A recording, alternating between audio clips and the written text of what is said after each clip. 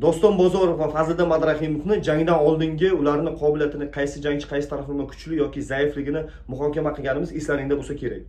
Va hozir endi ko'pchilik heyterlar ko'paydiki, o'sha Rossiya va O'zbekistonga pul yuborishni xohlaydiganlar uchun Yubor ilovasini tavsiya qilaman. Yubor ilovasida siz yaxshi kurslarda dollar yoki rublda unga pul yuborishingiz mumkin, yoki so'mda yubormoqchi bo'lsangiz, Uzkart yoki Humo kartga past foizlarda bemalol pul yuborishingiz mumkin bo'ladi. Yubor ilovasini siz App Store yoki Google Play dan skachat qilib olishingiz mumkin, yoki kommentariyaga, videoni kommentariyasiga o'tamiz va o'sha yerda silka orqali o'tib skachat qilib olasiz. Hammaga Yubor ilovasini tavsiya qilaman. Yubor. Topganingiz barakasi bilan. aynan videoda kommentariyada juda ham ko'p odamlar uchrayaptiki, "Sen adashibsan, buni zo'r deganiding, buni zo'r deganiding." Do'stlar, hech qachon men kimnidir zo'r demayman va kimdandir ustun qo'ymayman.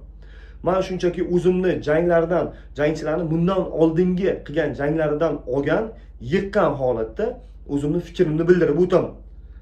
Va meni fikrim bo'yicha Fazliddinning ko'proq haqiqatan MMA bo'yicha tajribasi yuqoriroq edi. Va men o'sha video davomida ham aytib o'tganman, ya'ni nima deganman? Bu jang hamma narsa bo'lishi mumkin. MMA bu hamma narsa bo'lishi mumkin. Va biz hech narsaga garantiya bera olmaymiz do'stlar. Haqiqatan ham bu MMA va hamma narsaga garantiya berib bo'lmaydi. Qaysidir jangchi zo'r, qaysidir jangchi ojiz deya olmaymiz. Tarixda nechta mana shunday deb hisoblangan jangchilar, outsider yoki favorit hisoblangan jangchilar qanchasi upsetlar bilan, ya'ni upset degani, upset so'zining ma'nosi bu zaif jangchi favorit, ya'ni zo'r deb hisoblangan, aniq buni yuta oladi degan jangchini yutib qo'ygan vaqtida, yutib qo'yadigan holatini bu upset deyiladi. Ya'ni zaif kuchini yutib qo'ysa. Ko'pchilik holatlari shunday bo'lgan. Va meni nazarimda Fazliddinga MMA'da urushgan juda ham ko'p olgan tajribasi va uni universalligi yordam berishi kerak edi. Va ma'lum bir darajada birinchi va ikkinchi raundlarda Fazliddinga haqiqatan ham bu narsa yordam bera oldi va Fazliddin jangni o'zini foydasiga hal qilayotgan edi. Lekin bu jangda bo'lgan bir nechta xatolari bor uni. Ya'ni Dostonni nokaut qilishga qiziqqanligi, juda ham qattiq zarbalar beraman deb o'zini charchatib qo'yganligi va Dostonni ham o'zini yutug'ini aytib o'tishimiz kerak. Ya'ni Doston raqibini xatosidan foydalana olgani, ya'ni oldinga intilib juda ham qattiq urishga, jangni nokaut bilan yutishga harakat qilganligi Dostonni plusiga o'ynadi va Doston o'zi qila oladigan, yaxshi qila oladigan ish, ya'ni grappling, parterni ishlata oldi. Haqiqatan ham yaxshi kurashchiligini va kurashga bermadi Fazliddinga haqiqatan ham. Nima uchun men bitta narsani hayron qolyapman? Nima uchun Fazliddin kirgandan keyin kurashga kiryapti va bitta urinishdan keyin qaytib chiqyapti? Nima uchun Fazliddin oxirigacha davom ettirmadi kurashni? Mana shu narsa menga qiziq.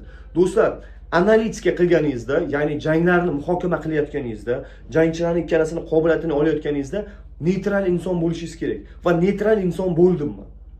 Fazliddin taraf yoki Doston taraf bo'lmadim. Shunday, haqiqatan ham shunday bo'lishi kerak inson. Va meni nazarimda haqiqatan ham Fazliddin nima deyiladi, tajribaliroq, har funksiyada tajribaliroq ko'ringan edi. Lekin Doston haqiqatan ham yosh va intiluvchanligini, haqiqatan trenerlari bilan berilgan vazifani joyida bajarganligini ko'rishimiz mumkin. Birinchi va ikkinchi raund o'xshamadi, lekin 3, 4, 5 unda o'xshadi. Va haqiqatan ham yuta oldi. Balkim to'g'ri bir bo'lgandir. Balki ikkinchi raundda ham Doston olgandir. Buni bittalik zarbalari, kurash va kontrol juda ham Dostondan chiroyli bo'ldi. Va men uni g'alaba bilan tabriklayman. Do'stlar, sizlar har qancha heyt yozishlaringiz mumkin, har qancha meni bilimsizlikda ayblashingiz mumkin, lekin ishoning, siz shunchaki muxlis bo'lib turib ko'rayotgan narsalardan ko'ra men sizlardan ko'ra ko'proq narsani ko'ra olaman jangchi sifatida. Chunki oktagonning ichida 20 dan ortiq jang o'tkazib qo'ygan bo'lsak, 20 dan ortiq va uni tashqarisida ham ancha muncha tajribamiz bor va siz ko'rmagan narsalarni ko'rishimiz mumkin.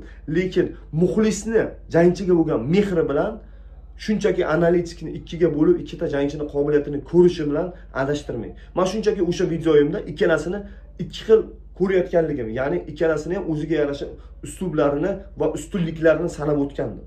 Va bu MMA jangchi o'zini ustida ishlaydi, jangchi o'zini rivojlantiradi.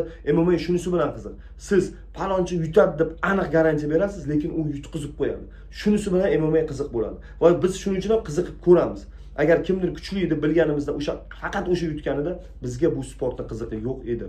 Shunaqa do'stlar.